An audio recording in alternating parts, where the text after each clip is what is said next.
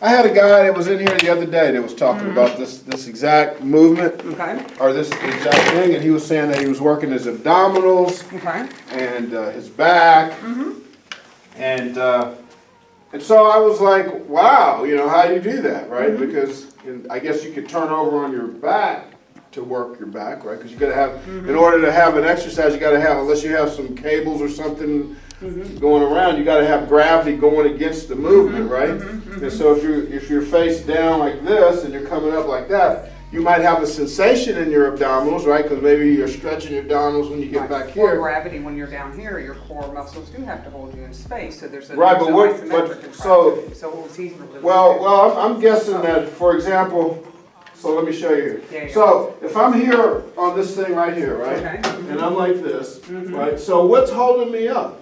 And even if I go down like this, you know, Depends on where your heels are. If you're just connected at your heels, it's your hamstrings, glutes, and you've also got these erector muscles holding isometric right, in space, right? So I gotta get that happening. But what's happening to my abs in this situation? Well, there's no gravity against it. Right. It's you contracting, but there's a sensation like you Right, said. there might be a sensation as I come up that I might be Yeah, feeling. yeah. Or I could just, if I don't know what's going on, I could just be paying attention to my abdominals That's right. and sensing my abdominals. That's right. I mean, the exercise has very little to do with your experience of what you're sensing. Yes. If your mind goes somewhere and you think that that's where it is, then it precludes everything else. It's kind of like, you know, you go to the cabinet and somebody says, hey, get the salt out of the cabinet, and you go up there and you're like, I don't see any salt, and then the person walks up and goes right there, and you go, oh yeah, there we go, right? Yeah. So how you look, what you think that is going on, that is a salt in the cabinet or not, that will determine what your experience will be with your body. All right, so what's actually going on here? So let's go back through that again. And you brought up some good stuff. So here I am. If I'm in this position, what do I got? What do I have here happening? Well, right, in this Got position, some you've got some glutes glutes, involved, some hamstring, hamstrings, I right. mean, you've got some erector muscles involved. Erectors, Yeah, right? Yeah. Okay, you see all that going on? Mhm. Okay. And then I lower myself, Mhm. right? Mhm. And then what do I get going here? Yeah. I can tighten, maybe not so much here as much, Mhm. but now I'm gonna pull myself up with, boom, with these muscles right here. See that? All right, so what's going on with all that? Yeah. So here we are. So if I'm here, can you come over real quick, Tim? So here we are right here. So this is where I am. And here again, we're this hip thing, right? So here's the hip, you know, femoral head, acetabulum, put them together, makes a hip. And then here we go. We take the face of this, or the anterior superior iliac spine. Don't need to know that. I'm just saying it to reference it for myself. You're going to take that part, and you're going to put that on the pad right here. And then you're going to use your hamstrings and your glutes that are coming here and coming off this sits bones down to here. And you're going to use them to pull yourself up like that. So that's really what's going on in this movement. So Okay. a little different hip movement than when we did the bridging. Right.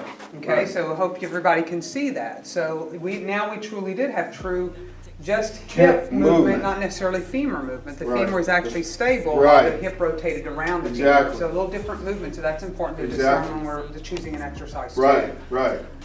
You know, in that position. Yeah. So, Yeah. You want to give that a shot? sure. Okay.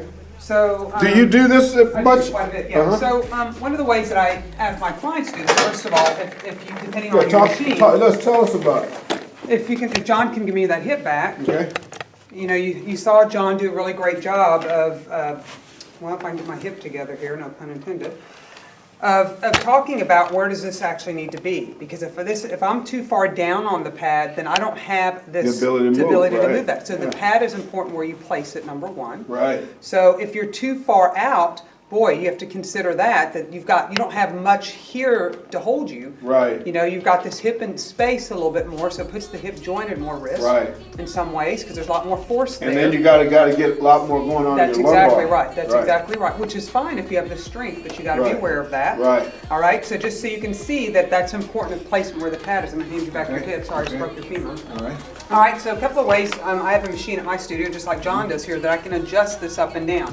The other thing that's important to note, anytime your legs are fixed, anytime you have a fixed handle of some sort, so we're going to call this kind of the handle, because that's really the primary focus of the exercise is having this on my calves, Achilles, wherever it's comfortable for you, is that you're not externally rotated at the hips because you've got a hinge joint you're contending with. Wow. So if I'm driving here like this, I've got force distribution different in my knee.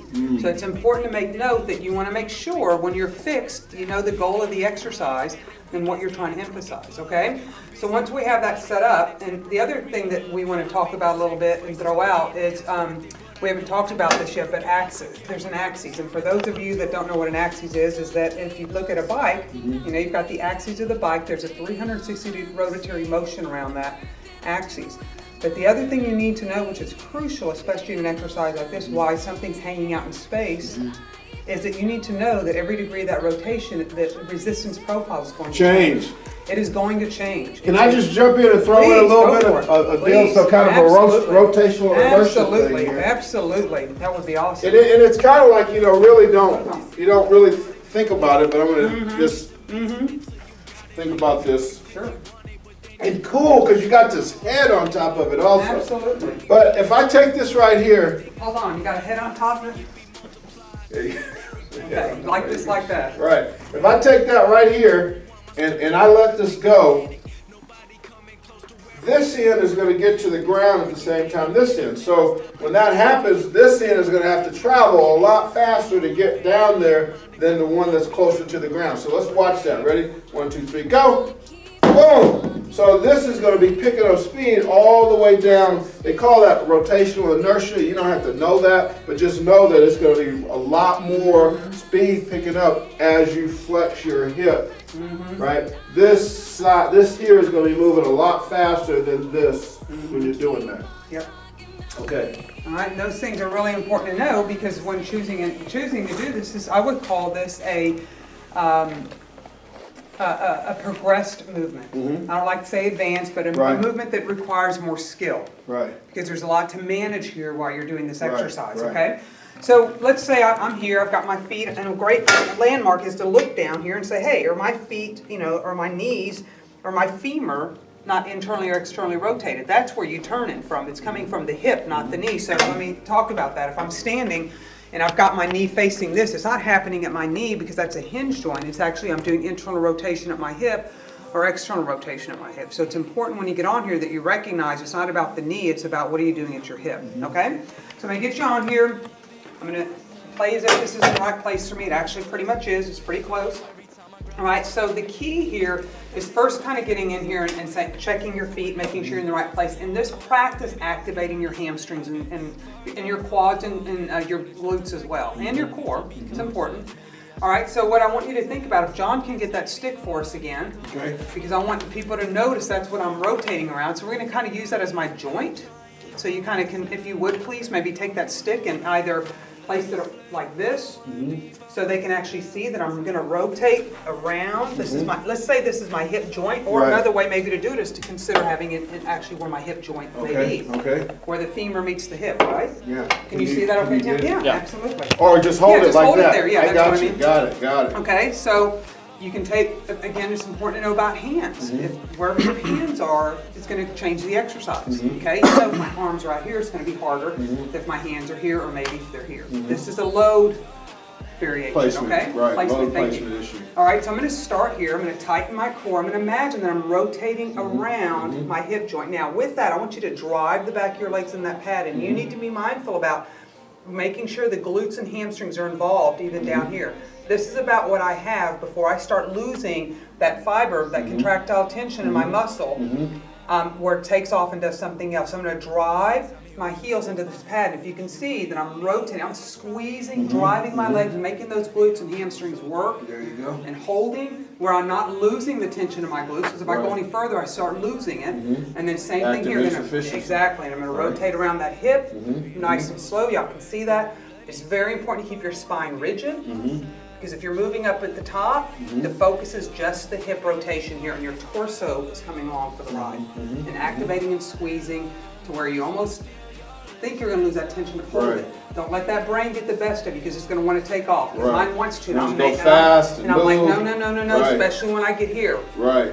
okay? What if So- we did a little retraction right here at the air? Absolutely. Hold that a little bit. Yeah, Because right that's a there. great awareness, because Right. what happens to my clients, this gets When- heavy when- down here, right? right? And it wants to, So you right. want to make sure you're activating your rhomboid, all those mid-back muscles to really stabilize and Right. drive, so you've got all that Boom. going. Good. Okay, because if you've got 2 points moving at the same time, if I'm moving this, Right. while I'm moving this, You're gonna lose. I'm gonna lose that something. contractile tension, Right. the muscle I'm trying to Right. emphasize. Exactly. So that's one example of, okay, this is a pretty tough exercise. What can we do to make that a little easier? Let's say you did have a person that was, progressing to that, but they were still at the beginning stages of that. There's a couple of things you might be able to do, is maybe get them on a bench where they're lying on the floor. Well, hold on. Let's check this out right here. Or Tell you me what can- you think about this. Tell me what your thoughts are. Sure. What if you went like this? Yep, bring this over here. Yeah. All right, and then use Support. your arms Yep, to help you yep, do that. And then now the deal is you could use your arms to help you keep the stress off of the lumbar area, right? And then to help with this, so as you're coming down, yep. you're holding, you're bracing with your arms to take it off your lumbar, and then you tighten, pull, and then use your arms to help you keep that lumbar in neutral as you're working those glutes. Yep. That's See a that? great option, or I've got handles at my, I've got a little different one that I have my clients hold on. Right, Just okay. Practice, and then another way to even do that is just teaching people how to perform hip rotation. Right.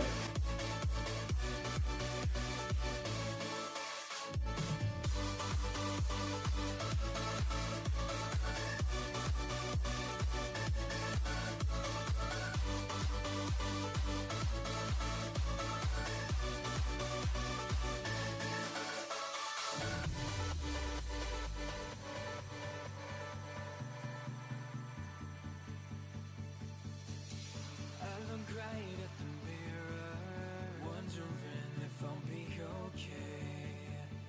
My head is telling me nothing, it's got nothing left to say. And I was like,